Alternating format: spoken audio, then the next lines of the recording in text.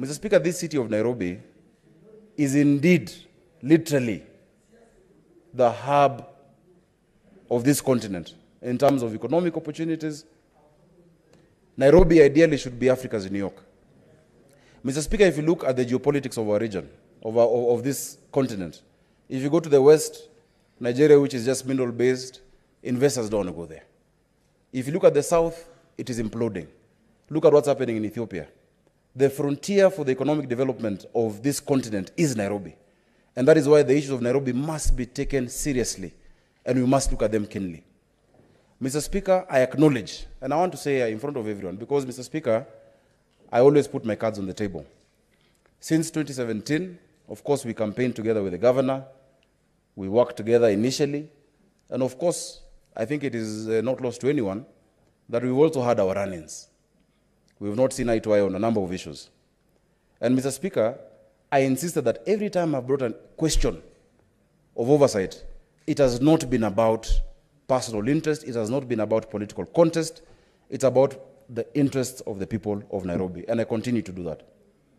Mr. Speaker, when the governor's impeachment came, many people, including media houses, MCAs, different actors, asked me to comment about it, but I believe in grace, such that it is wrong to kick someone when he's down. And that is why I have resisted to gleefully dance on anybody's grave.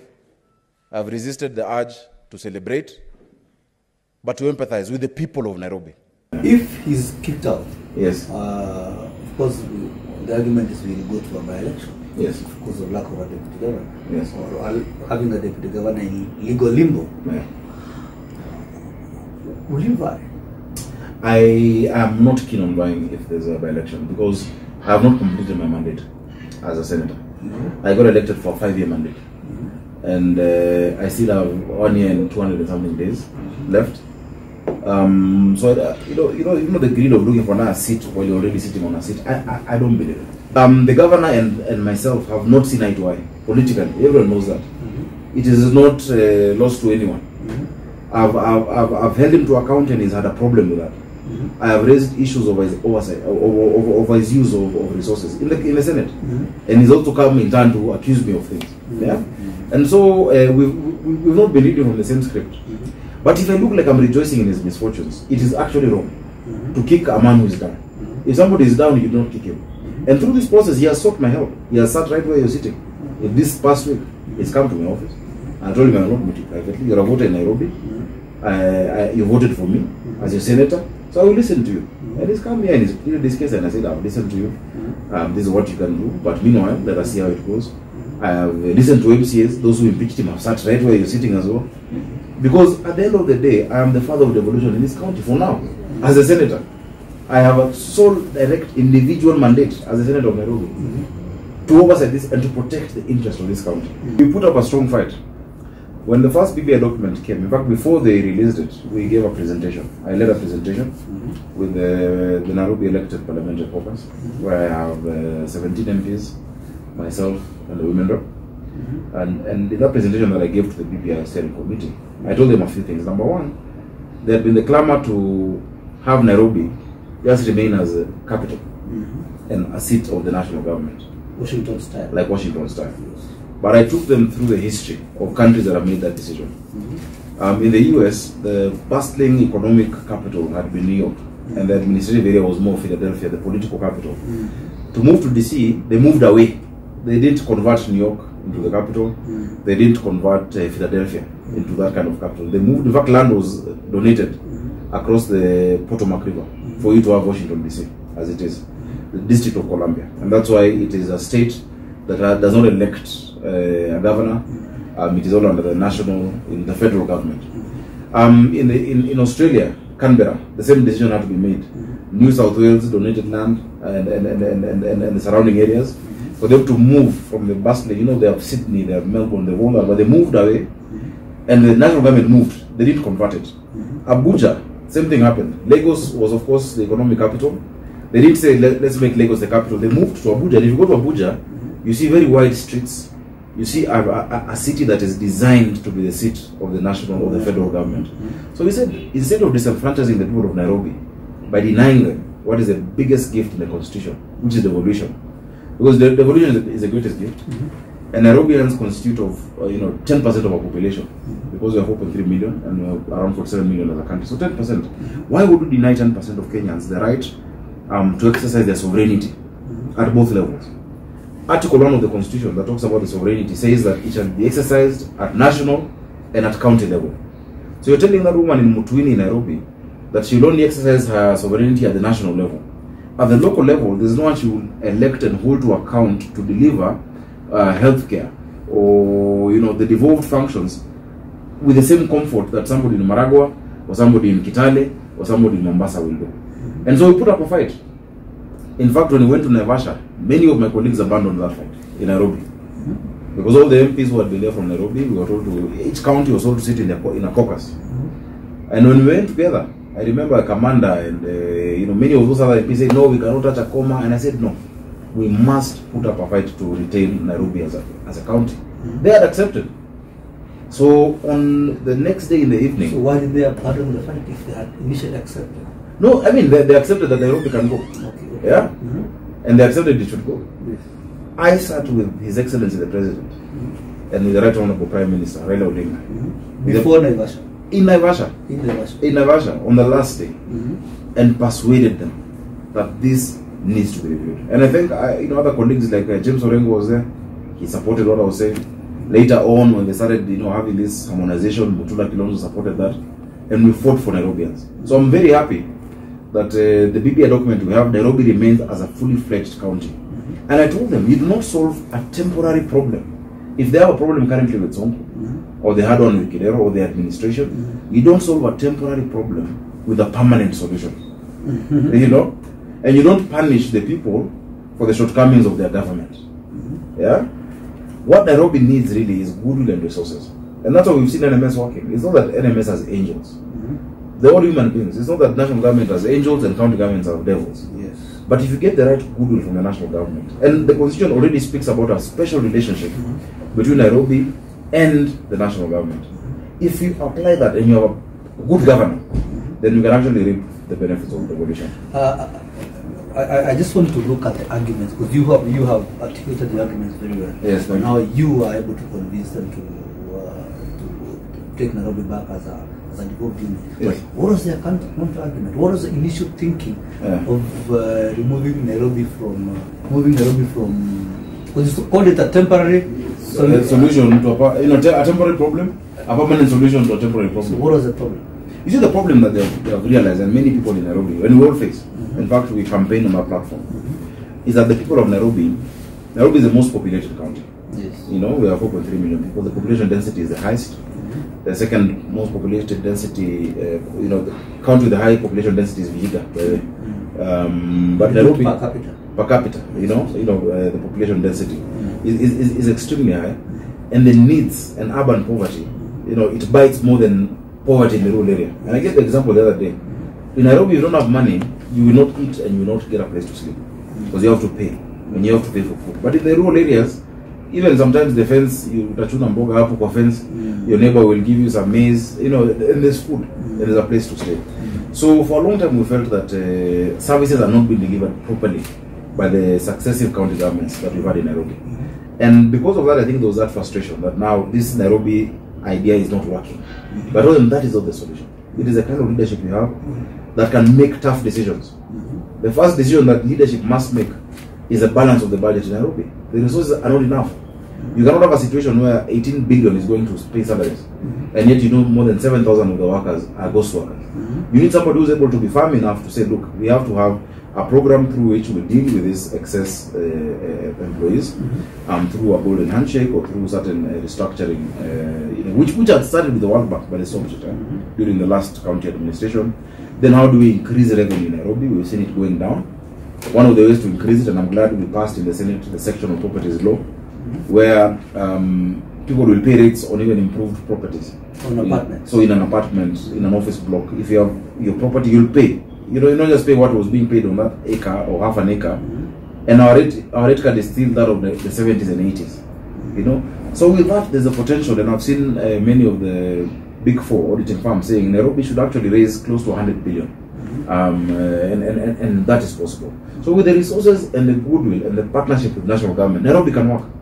And Nairobi can be Africa's New York, you know, where it is a land of opportunities and possibilities for anybody who has a great idea. This is it's the most natural hub. I've sat with many people in the diplomatic circles. I've sat with multinationals, and they say, look at Nigeria. Lagos is, it's just a mineral-based, it's an oil-based country. You can't come with new innovations and find something going. Look at South Africa, it's imploding. The north is saturated. Which is the entry point for Africa? It is Nairobi. And that's how we must be able to see it. And let me play the devil's advocate here. You said, of course, the issue is leadership and that can make bold decisions. Yes. We've seen the two so-called leaderships. Yeah. Clearly, they have not been able to match up to Nairobi's expectations. Yeah. If it remains as a devolved unit, yeah, what is going to be different? But if we get the same kind of fella, maybe not be the same person, but the same type in 2022, I think will they still go back to the same cycle? We probably will. You know, John Maxwell says everything arises and falls from leadership. Yeah, leadership is important. The kind of person you get. It's the same way if we vote in a bad president. All the gains that have been made by the Uhuru administration, the Kibaki administration, can be lost in a year. You know, so leadership is number one. But on top of leadership, we need to establish, and for many of our devolved units, we need to establish bureaucracies, yeah, that outlast the politics. That you have institutions, that you've institutionalized a lot of the policy. If you ask anybody today, what is the economic blueprint for Nairobi? What is the developmental blueprint for Nairobi? No one in NMS will tell you. The governor won't tell you. There's no plan. You know, there we can say we have a vision 2030 for the country. Yes. That this is what we want to achieve in 5-10 years. For Nairobi County, it does not exist. And you need leadership that can plan Nairobi for 50 years. And say the next 50, this is where we need to be, and this is how we calculate back, and you have medium-term milestones going forward. And then you establish the technical capacity that outlives the politicians. So once the governor has gone and whoever comes in, you continue with the same macro plan. Your implementation tactics might be different, but there's a macro plan that the people of Nairobi have contributed to. That's how you get a city moving. Yeah. Right. So you convince them that Saturday? I convinced them. I'm glad, and I thank them. I really thank them. And you see, for me, it was very tricky because I thought, you know, if I put up this fight, people would think I'm asking for it because I want to be the governor. In fact, that was my next. People would think that was my motivation. I want to ask you whether you are driven really by. No. And that really wasn't driving me, and that's why I was very conflicted, and I looked for other people to become advocates for this, so that you listen to the argument, not the person. Yeah, and I'm glad I had Senior Counsel James Orengo who caught on Honorable Etangula and Senator Mutula Kilonzo. Those people in Nairobi. Same meeting? No, now after Naivasha. Mutula and Etangula I don't think were in Naivasha. After Naivasha, they were able to pick it up and continue with the technical team. In Naivasha, when you are sitting who and when? It was the president, myself, Raila Odinga, Honorable Kimunya, Honorable Orengo, and Honorable Provision. Initially, it was just three of us, and then the rest were able to join us. And we made a passionate plea just to listen. In fact, at that time, if you remember, politically, there was one faction of, you know, even within BBI, there was one side saying, do not touch the document. Yes. You cannot amend a comma. And we didn't agree with that. We said, look, you know, the document that is supposed to unite us as a country cannot be a source of contestation where there are people who are hell-bent in making sure that there must be somebody to save them, or that we cannot improve the document. No, and I've never accepted that kind of thinking. Yeah. And did that happen at the plenary when guys were having the debates, or happened? No, it was a private sitting. It was not in the plenary. I didn't speak in the plenary. Okay. That was a private engagement. Before the plenary? After the plenary? After everything was done. Okay. Yeah. It wasn't in the hall. It was elsewhere with the principals, with the leaders. Okay. Yeah. So Nairobians have a lot to thank them for. I don't know if it's thank, because really it was the right being taken away. You don't thank people for not taking away what you have, because evolution is a right. But the what was in the BBI one, would it have taken away the senator's position? No, it would not have. But you see, then it would not have affected me. Me as an individual, it would not have. Even this as an individual, it doesn't. But as you know, I represent Nairobians, 4.3 million people, who deserve that right. You know, and that's why I keep saying when we legislate and we're changing the constitution, let us not look at just the individuals. Because you're legislating for posterity. The senator of Nairobi is an office. Previously it was held by Mike Sonko. Yes. I'm now the senator for Nairobi. We don't know who will be the next senator. There will be somebody else. And the senator as an institution will exist. But you cannot legislate around it because of Sakaja or because of Sonko or because of who. No. Let's think of the institutions. And that's where the future of our country is. Once we build institutions that last, yeah, that is where our future is. Yeah. Then another one, talking of Nairobi and the current predicaments. Yes. Some people who have seen your posts seem to think you're gravitating towards the government. And now we know there's an impeachment coming. Yes. Coming up. What's your position on number one? Number one, did he deserve to be impeached? Number one, the post that I've made that people might misconstrue or construe to be in support of the governor. And let me give the specific post. I think it was one post 2 weeks ago. Was it a week ago? When the governor was meeting MCAs and he was arrested. Yes. Yeah? For meeting MCAs. And they tear gassed a private residence. And the post I put was very specific. I said, you know, we must condemn the misuse of police. In a week when somebody is facing impeachment and using police to arrest him speaks of intimidation and misuse of police. And I said specifically, whether you support the governor or not, this must be condemned. So it wasn't about support in terms, you know, political support, but whoever else it is.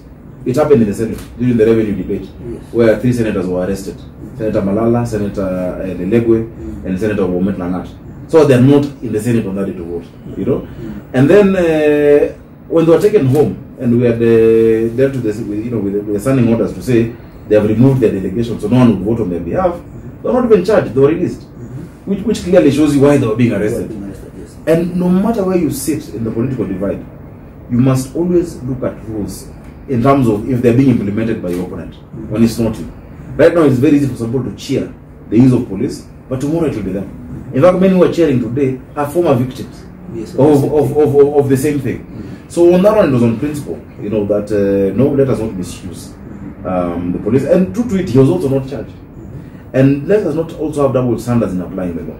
You cannot say that he was flouting COVID by meeting 70 MCAs, yet 2 days before that, you have 2,000 people meeting together to collect BBI signatures. So that COVID does not go where there's BBI, but it goes where the governor is meeting people. Double standards, you know, and that's why we believe the rule of law is above the rule of man. The rule of man is subjective.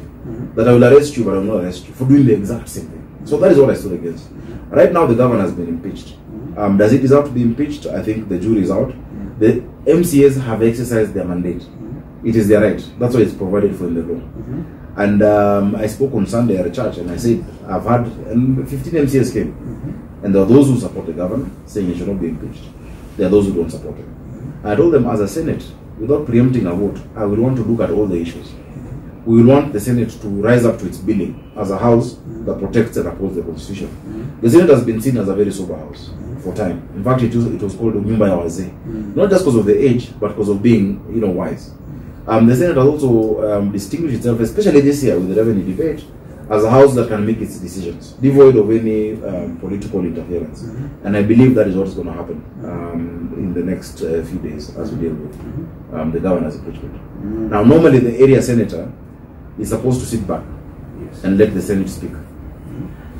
It's just the last 2 impeachments, actually, that 2 senators have gone against tradition. The Waititu impeachment, where the Senate of Kiambu voted, and the Waiguru impeachment, where the Senate of Kenyaga voted. Otherwise, the tradition has been that you abstain and you let others speak, because there could be an implicit conflict of interest. Maybe not even practically, but implied. It could be there. So let's see. So are you going to abstain? I'll make that decision based on the charges and based on the threshold of the vote. If my vote is a tiebreaker, I will cast it. Yes. If it's not? If it's not, then I will let the Senate speak. Without it? Without it. Because there are 47 senators. Yeah? So if it is not, if already 30 vote either way, I do not need to vote. But if there are 23 votes, and one is needed to either send him home or to keep him, I will cast my vote. Yes. But that will make you, forgive my language, but a city watermelon. No. It doesn't. You know, even Pontius Pilate washed his hands and let the people decide. He was not a watermelon, he was wise. Solomon asked the mothers, do I cut this baby into half? Of course he was not going to cut the baby into half. Yes. If a decision has been made, you know, to affirm it. And I think people are really gracious. Kenyans are gracious. The governor and myself have not seen eye to eye politically. Everyone knows that. It is not lost to anyone. I've held him to account and he's had a problem with that. I have raised issues over his oversight, over his use of resources in the Senate, and he's also come in turn to accuse me of things. Yeah, and so we've not been reading from the same script. But if I look like I'm rejoicing in his misfortunes, it is actually wrong to kick a man who is down. If somebody is down, you do not kick him. And through this process, he has sought my help. He has sat right where you're sitting. In this past week, he's come to my office. I told him I will not meet you privately. You're a voter in Nairobi. You voted for me as a senator. So I will listen to you. And he's come here and he's pleaded this case, and I said, I've listened to you. This is what you can do. But meanwhile, let us see how it goes. I have listened to MCAs. Those who impeached him have sat right where you're sitting as well. Because at the end of the day, I am the father of devolution in this county for now. As a senator, I have a sole direct individual mandate as a senator of Nairobi to oversee this and to protect the interest of this county. And so anybody concerned with Nairobi can have my ear on any particular issue. Yeah. When you came to seek your help, I mean, did you give it? Yes. The first type of help somebody seeks is an ear. You know, sometimes some things are therapy. You know? And I listened to him. We had lunch. We spoke. I told him the options he has. I told him to work on the political issues, because you know, impeachment is not. It's mainly not a legal issue. Because it's not a court of law. The House is almost like a court, but it's not a court process. In fact, the threshold is below reasonable doubt in a criminal case and above the balance of probabilities in a civil case. You can be impeached because we just don't like you. You know, you can be impeached because you said the wrong thing. I told him, you know, some of the problems you're raising can be dealt with, and try and deal with them. So I don't know if he took the advice or not. Let's wait and see. I think tomorrow, the taste is in the pudding. Did you try to mediate between the two? No. That I don't know. I was not asked to mediate. And between who? Between him and the MCAs? Yes. The MCAs have already impeached him. He came after he'd been impeached, so there was no room for mediation. Because it has already been... Between him and the senators? He has no problem with the senators. The senators have not impeached him. No, of course. So the next step it will not be mediating, it will be lobbying. And I will not lobby on behalf of the government. Because that would be going beyond the mandate. And that then would be a conflict of interest. I would need to recuse myself on the floor of the House if I was to mediate on behalf of the governor. But if it's to help him put his facts together, to help even the assembly put their facts together, if they approach me and they have been calling, I will help them do it. Because you see, the beauty of democracy, the process of impeachment is to strengthen devolution. And even through the trial, I remember the counties that have come, and after going through the process, have strengthened their systems. You know, for instance, the Waiguru process. After that process, she has been able to even work better with the MCAs and with the county. The Samboja process as well, where he had even he wanted to dissolve the county. So it's a process that builds democracy and it builds you know, devolution, and I believe in it. So I'm open to speak to him, but I will not take political sides on this one. Yeah. Do the powers that be want him out? I don't know. I have not been told so far. We hear they talk to you. We talk, but we talk about many issues. Maybe they're avoiding telling me. They might think I'm conflicted. You see, many people already in their minds assume I am running for governor. In fact, on Sunday I was in the church and everyone said that, including my colleagues in parliament. But I've never made an announcement. So sometimes it colors how people see you once they've decided that you're actually vying for a position, you know. And on this they might say, oh no, maybe because Sakaja wants it, it might not be, you know, the person to talk to now. So I've not been approached by any powers that be, but I know there are many caucuses meeting. I've been invited to one, for instance, by the whip, and I will go and listen to them. Because ultimately our loyalty first is to our party. And if there's a party position on this one, and a party position, I have insisted, including doing the revenue, a party position is not the whip's opinion, or the party leader's opinion. A party position is not President Uhuru Kenyatta's opinion, or Raila's, or Ruto's, or Kalonzo or Mudavadi in their parties. A country with true democracy, if you look at the quintessential democracy there is, a party position is where you caucus as a party. You debate a matter. Those who are for, state their case. Those who are against, state their case. Ultimately, if you don't agree, you take a vote. Now, once a vote is taken on a party position, you must hold fidelity to it. If you don't support it, you keep quiet.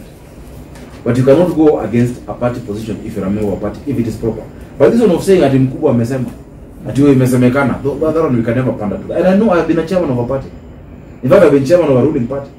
And those times during TNA, you never had squabbles, because during TNA, I would sit down with MPs, with senators, with MCAs. We would debate an issue and agree, and no one would go against party position. And also, you never had any rebellion against President Kenyatta in TNA. It didn't happen for the 5 years my party existed. But currently, of course, party position has been construed or misconstrued. Yes. And of course, the president's position. And that is wrong. And in many times, the president can be wrong. What is the president's position? On Sonko, the president has no position on Sonko. He has not expressed a position to myself. As far as I know, he has no position on it. And he stands, just as I do, to see how the process unfolds. Remember, initially there was a plot to impeach Governor Sonko. Yes. And at that time, the president asked me to bring all the MCs to State House. Yes, I know. Jubilee and NASA. And I coordinated that. There was resistance. And we sat down and we said, is it in the best interest of Nairobi to go to a by-election? Because he has not appointed a deputy governor. And at that point, the president was very clear he did not want an impeachment. He was clear he spoke it. Now he has not spoken. And so we're waiting to see whether he has, and even when he speaks, it is not just to, he's not a dictator. The Uhuru Kenyatta I know is not a dictator. He's a very reasonable person. He will listen to different shades of opinion, and then you together come up with a position. And that the MCS spoke. He listened to MCS, leave alone senators. He listened to MCS. I remember them. Some of them were just mesmerized. They've never been to State House. The NASA ones. They just used to throw stones from us. But through that discussion, we had a position, and Nairobi held together for a while. The problem now is that it has not been able to hold. So that is why my governor might be facing a tough time. Yeah. If he's kicked out, Yes. Of course, the argument is we'll go to a by-election. Yes. Because of lack of a deputy governor. Yes. Or having a deputy governor in legal limbo. Yeah. Will you buy? I am not keen on buying if there's a by-election, because I have not completed my mandate as a senator. I got elected for a 5-year mandate, and I still have 1 year and 200 and something days left. So you know the greed of looking for another seat while you're already sitting on a seat. I don't believe it. Not only don't I think we need to go that way, I think I still have work to do. I've brought legislation in the Senate on prompt payment, a startup bill that is in the Senate. I brought a law on county government retirement scheme as chair of Labour. I want to finish that work.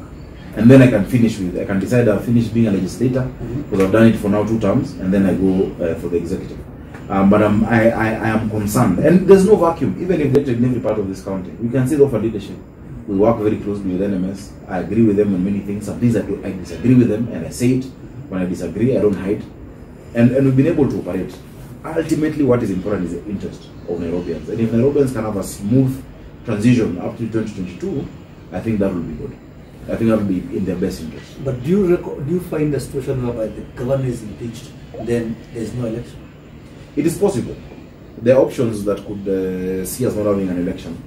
Remember, if in the event he is impeached and the court case against his nominee is dropped, because he had already nominated a deputy and she is passed as a deputy, then she becomes a governor. And then she appoints a deputy who goes to the county assembly. So it's possible, there's a possibility that he can be impeached without there being a by-election. There's also a possibility that he would survive the impeachment and get a slap on the wrist and a warning. So all of this is up in the air, and in the next 72 hours, we will be able to know whether Nairobi goes that way.